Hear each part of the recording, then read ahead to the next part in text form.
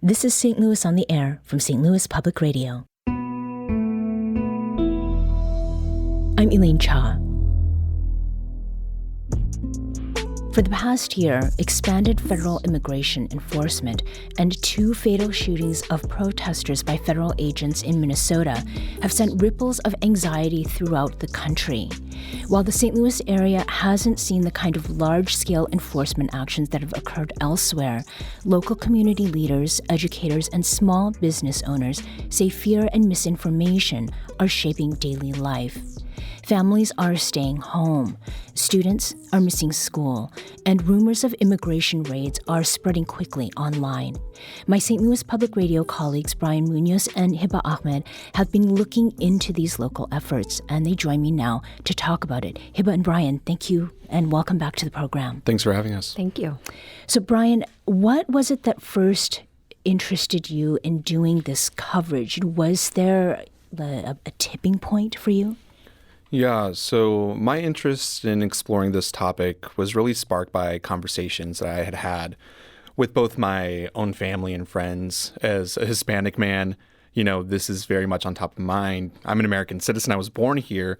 But still, it was these constant rumors that I think I also saw on social media. I am a frequent Redditor, and, almost every day someone was posting, I think I saw ICE, or I saw this unmarked car or something. It was like, yeah, people are just getting freaked out by all of this. I wonder if there's any validity in what this is doing also to immigrant advocates and those that are trying to chase these nonstop tips down. Mm-hmm. Hiba, how about for you? Yeah, I'm a daughter of immigrants. I was born in the U.S., but this is definitely top of mind, I think, for any of us who identify as immigrants or people of color, to be quite honest. But yeah, we were getting tips. I was getting tips from sources saying that, we heard of a raid here or heard of a raid there. And it was clear that this was definitely on people's minds, and especially through the lens of education. People are worried about the kids, right? Yeah. So, it was definitely, that's how Brian and I kind of came together and said, okay, maybe we need to take a closer look. Mm-hmm. Now, you've done some reporting on this in Overland, Hiba, and that is part of the Rittner School District, and that is in North St. Louis County. Yeah. Why did you start that reporting? Yeah, so Rittner is a ever-diversifying school district, probably the most rapidly diversifying school district here in the St. Louis region. About a quarter of its student population, identifies as Hispanic or as an English language learner. And what's interesting here is that we've heard probably some of the most as close to legitimate tips that we've received have come from this region, from Overland. Mm-hmm. And when we started to reach out to school officials, they were saying, yes, this is definitely having an impact here on our district and our student population. You spoke with Rittner Superintendent Chris Kilbride, and he told you this. This is absolutely fomenting fear. It's causing students, some, to stay home from school, to miss the education that they're entitled to. And that's the new obstacle that we've been dealing with. So Superintendent Kilbride said some students are staying home. Mm-hmm. Do we know what that translates to in real attendance numbers? Yeah, so that's a 5% drop in attendance among Hispanic or English language learner students just in the month of January, so this past month. And that is pretty tangible for a population. It's a pretty significant portion of their overall student population, which is just over 6,000 students. And it's also showing up, for example, they have a food pantry that they run at the center of their district. And, Dr. Kilbride shared that, they've seen a drop in attendance of people coming to the food pantry, and he believes that's because people are scared to drive to get access to groceries and food because, there are concerns about being stopped while driving around in the community. Mm-hmm. And how is the school district dealing with this, Hiba? What the superintendent characterized as an obstacle? Yeah, so the big point that Dr. Kilbride mentioned was that they are getting calls coming in, about 6 per day. And that's coming into their district office, but also directly into their schools. And that looks like, basically what they do is that they answer the calls and they try to just make sure that, hey, is this person safe? Do they have a student enrolled in the district? Does that student have all the needs that they need basically to be able to, attend school and to thrive. So food, shelter, an adult that is looking after them. And then oftentimes Dr. Kilbride said is that they're just offering an ear to listen, right? People are scared and want their fears listened to. So that's kind of the primary role at this point, but they are very much in a reactive state. It's really difficult for them to, verify these claims, right? They're a school district. It sounds like there would also be then a significant feeling of overwhelm. Definitely. And I think that overwhelm is both among students, families, the teachers, and the staff who are charged with educating these children day in and day out, but also making sure that the kids are safe and happy. What is the effect on the learning day of all of this? Yeah, Dr. Kilbride, explained in pretty sharp terms that, if a school receives a tip, it can cause the district or the school to basically grind to a halt from anywhere from 30 to 60 minutes because, if a tip comes in or there are rumors, it usually means the students are probably also seeing it online or maybe it's starting to bubble around. So they're answering kids' questions, right? And kids are having a hard time focusing. Or a principal might have to, get in touch with the district staff, right? Like Dr. Kilbride to be like, hey, we got this tip. Now what? What do we do? Do you know anything? And it's basically what he says is it stops the learning. It stops the regular, operations of a school day just so that they can make sure that everything is okay. And this is K through 12. Yeah. I think, understanding that is important too, because if we say kids and we imagine, yes, they're children, but we're also talking about middle schoolers and teenagers and just the little ones too. The magnitude of all of this. Does the school district have plans in place if federal enforcement does show up there or if a child's parents or guardians are detained? Yes, the district said that they have developed new plans. These were not necessarily plans that were in place, for example, during the previous Trump administration. So they have developed plans. They were, of course, not keen on sharing the details for security purposes, but that they reemphasize that the focus is in making sure that if they learn that a student's family has been detained, to make sure that that student is safe, is with a trusted adult, that student has the food and toiletries that they need, and that they are okay and that they can come back to school. Dr. Kilbride was very clear about the fact that one of the safest places for students to be, and I hear this from educators all the time, is for students to come to school. That's where they get food, they have adults who are looking after them, they're with their peers, and of course they are learning. So that's really a key point he drove home. Yeah. On the note of little ones, there's an image that I surmise most people have seen by now, and that is a 5-year-old Liam Conejo Ramos being detained by ICE in Minnesota. That is the photo that shows Liam wearing a backpack and a blue knitted bunny hat with long, floppy ears. Liam and his father are now back home in Minnesota after a U.S. district judge ordered their release. But I'd like to talk for a moment about how incidents like this, images like this, how they affect the way people feel, especially immigrants. Brian? Yeah, I think this image is not perfect technically, but it shows this young Liam Conejo Ramos, being detained by immigration agents. He has his floppy blue hat on. And while not technically perfect, as his life, this image, I think, really reiterates the importance of visual journalism and how it can shape public perception. There are folks more eloquent with words than I am about the analysis behind this image and why it's capturing the minds of so many people around the world.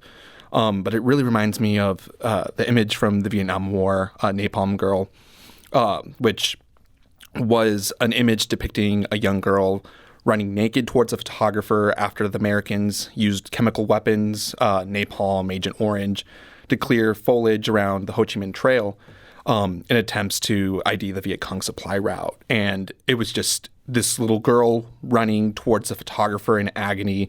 The photographer grabbed her, took her to receive medical care and whatnot, but it's this kind of searing image of the situation something that encapsulates the moment and the agony behind it. I think so many times when you see the news, and even outside of this immigration issue, you hear something happen, you can tune it out. I don't see it. I maybe hear about it in passing. I don't have to think about it. But when you see the people going through this, you see how the situation is unfolding, I think that really leaves a long-lasting impression on folks. And I think, the combination of these large ICE officers or immigration agents whose faces you can't see in the image, they're cropped out, and this small boy getting, led to a squad car, I think, it's just one of those images that is going to be a defining mark for this moment. And what you've been saying about not technically perfect, I think, is relevant to you, especially because you are STLPR's visuals editor, and yet you don't set up for a picture like that. You take it, and the impact of images is really it's so consequential.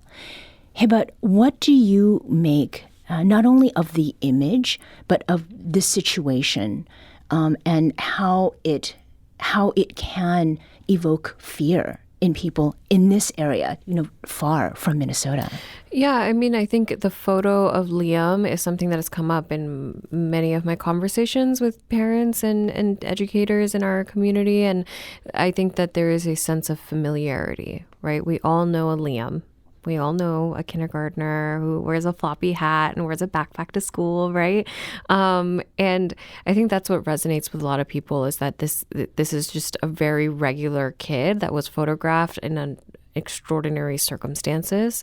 And I think that's what has resonated with people. And I think people, when they see kids in particular get caught in the crossfire of a lot of these big political actions we're seeing across our country, that's where I think people tend to really pay attention. And Dr. Kilbride mentioned that as well, is that, these immigration enforcement operations happening in other places, again, like we said, it's not happening at that scale in St. Louis. But it does have a ripple effect. It is absolutely impacting the children of our community. Mm-hmm. I'm talking with STLPR journalists Hiba Ahmad and Brian Munoz. We need to take a quick break, but when we come back, we'll continue this conversation about the past year's federal immigration enforcement across the country and how fear those actions have evoked is affecting people in the St. Louis area. This is St. Louis on the Air on St. Louis Public Radio.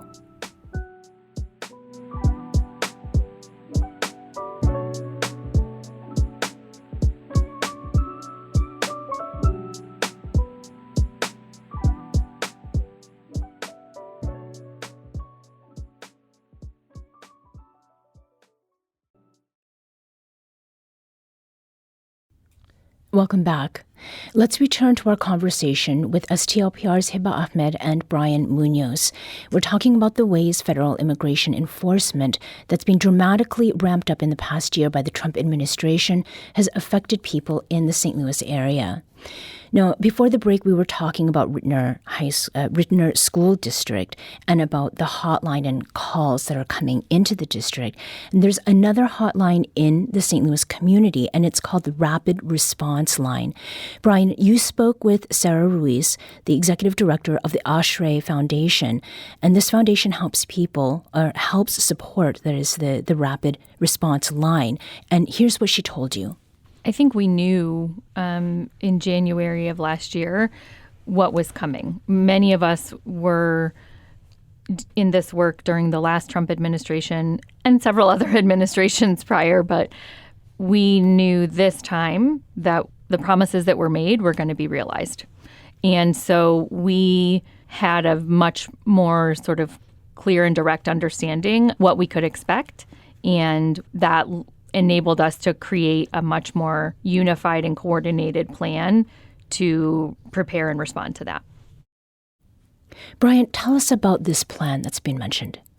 Yeah, I think what you're seeing among advocacy groups in the St. Louis region and beyond are folks trying to find ways to support people caught in kind of the crosshairs in various facets.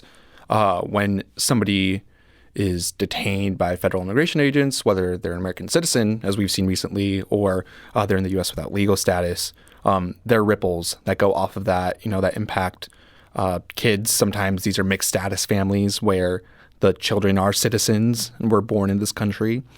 And advocates are really looking to find ways to support beyond, I think, just watching and trying to see where there is immigration enforcement activity locally. So, in terms of a plan, things are multifaceted and always changing, but I think always rooted in trying to find ways to support these community members. Mm-hmm. Can you walk us through how this hotline actually works? Yeah, so the hotline, which is, you can find it online, but people can call in, and it's essentially a two-pronged system. You can direct your call towards reporting ICE activity or activity around federal immigration enforcement. Folks are suggesting that that's verified. Maybe you saw it firsthand. But the other prong is if you've been detained or a loved one has been detained and you need assistance, whether legal or you just are trying to figure out what to do next kind of thing. And the hotline is manned by volunteers. So, those are kind of the two main ways the hotline works. Different volunteers, different organizations are kind of tackling each side of it. Mm-hmm. And how many people and organizations are involved with this? Yeah, there's a handful of local organizations spearheading this. The Oshtray Foundation, as I mentioned. Also, the MICA Project, Manos Unidas, which is a mutual aid group that started up around this time last year that I've reported on before. LifeWise STL was involved as well. All in all, after speaking to a few of the volunteers and coordinators, they described hundreds of people overall donating, volunteering, whether it's attorneys giving legal advice, trying to do intake forms, or folks just, hey, I'm going to jump in my car and go try to verify some of the rumors that we're getting. Mm-hmm. Hiba, how does the rapid response hotline compare with the hotline that you were talking about or that you learned about at Rittner School District? Are there some key differences or similarities to point out? Yeah, so the Rittner School District has a safe line, which has been around for some time, where anytime a community member sees something unsafe regarding the school district or a school building or anything to do with the schools or in their community, right, they can call it in. And what Rittner officials have said is that, if rather than calling a school directly or even us at the district office, go ahead and dial this safe line and again, try to, if you're going to share something related to an ICE sighting, please try to make sure that it's not just, something you saw on Reddit or something you saw in a Facebook group, but rather like something you saw with your own eyes or some sort of verifiable information, including like location, were there agents present, what was going on, and the time and the place. And so that it'll get called in to this particular safe line. So it operates in a very similar way, I think, to the hotline that Brian was talking about, but maybe just a little bit more concentrated to the community that the Rittner School District serves. Mm-hmm. Brian, to return to the rapid response line, you spoke with a volunteer named Emily Stewart. Let's hear a little of what she told you. Reiterating unconfirmed or unverified sightings. It instills a level of fear in the community that is both traumatizing and redirects them from what the actual potential risk is. A strategy of people staying in their homes for the next 3 years is not a strategy. They deserve a quality of life. They need to be able to work. Their children need to be able to go to school. They need to be able to get groceries from the grocery store. So as much as people want to, step up and accompany people in those situations, providing rides to children to school or dropping groceries off, that's super helpful. And it allows people to continue to live with a quality of life that they deserve and that we would expect for anyone in our community. So there's that old adage, Brian, if you see something, say something. But can you put a finer point on what people with the rapid response line are saying? When should people call? Yeah, so there is an acronym that advocates have been sharing around recently, and that's SALUTE. If you see something with your own two eyes, make sure you're noting the size of the response. Is there one ICE-marked vehicle? Is there many? Is there unmarked vehicles? What does that look like? The activity, like, do you see people busting down someone's door, at their house, location, where, uniform, or like the agency involved? So, do you see Homeland Security investigations across the back of their jackets? Do you see a local police department or a sheriff's department patch on their shoulder? The time it happened, and like, what equipment do they have? I mean, are they coming in with guns drawn? A lot of time, some of these reports have actually been the U.S. Marshals executing a warrant, and that's not necessarily federal immigration enforcement, but people have been reporting it as such, and folks are just saying, please, if you report something, have it be something that you saw with your own two eyes, or you have very clear video with as much of this information as possible. Mm-hmm. Emily Stewart is a volunteer. What is motivating people to volunteer their time and their energy in this way? Yeah, I think, each volunteer has their own reasons for why they do this work.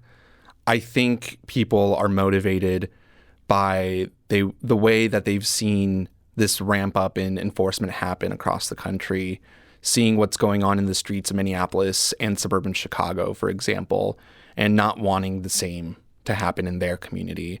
And these rumors that we've been reporting on and kind of touch on all these aspects have been really driving more folks to get involved and help kind of quash those, rumors if they're not true. But I think it's folks really wanting to help one another while not impeding on legal enforcement efforts, but making sure that, everyone is doing what they're supposed to. Mm-hmm.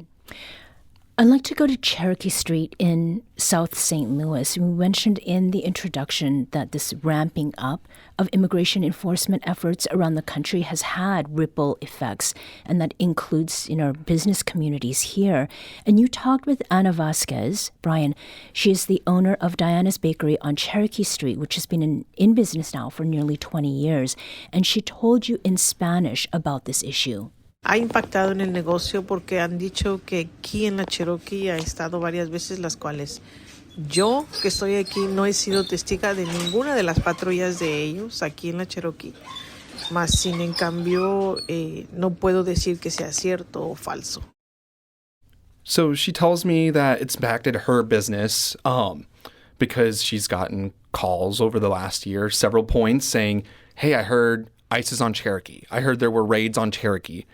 And she said, I've been here, but since I've been here, I haven't seen that with my own two eyes. I can't tell you if it's true or false, but I know I've gone up and down Cherokee several points for the last year. I live in South City, and I've not seen it with my own two eyes, but the fear is still there. And I think that fear is also personified, I think, in the clients that she's spoken to. Bueno, con la mayoría de los clientes que hemos hablado, y digo hemos hablado porque es junto con los empleados, ellos tienen miedo al salir a casa, salir de compras, simplemente ir al médico o ir a las escuelas de sus hijos porque con el temor de no volver a regresar. She says, with the majority of clients we've talked to, well, I say we because of who my employees have talked to as well, they're afraid of leaving home, going shopping, simply going to the doctor, going to their kids' schools because of the fear of not returning. And I think that's something that Dr. Kilbride echoed as well, is people are just afraid to get in their cars and live day to day, because of all of this. Mm-hmm. And I think, Anna really closed out by saying, I just hope that the government can stop sowing so much fear. If you're going to do enforcement, but there are ways to do this while still treating people as humans and not instilling fear into even, folks with citizenship and have legal status. And at this point, she's just looking forward to the midterms. What is your biggest takeaway, each of you, in just 15 seconds from this reporting that you've done, Hiba? The fear is real and it's tangible and it's having a real impact. It shows up in the attendance numbers in schools and it's impacting businesses. But at the same time, we just really want to reiterate that level of enforcement that we're seeing in places like Minneapolis and Chicago is just not something that we've been able to confirm here. Mm-hmm. Brian? Immigration enforcement is happening here. It's been happening here. Mm-hmm. Those fears aren't unjustified, but I think you're seeing the community step up and support one another in more ways, I think, than what we've seen in the past. Mm-hmm. Brian Munoz is STLPR's visuals editor, and Hiba Ahmad is the education reporter for St. Louis Public Radio. Thank you both for joining us today. Thank you. Thank you. Hiba and Brian's latest story is titled Rumors Drive Fear in St. Louis as Trump's immigration plans turn deadly in Minneapolis. You can find it on our website. That's STLPR.org.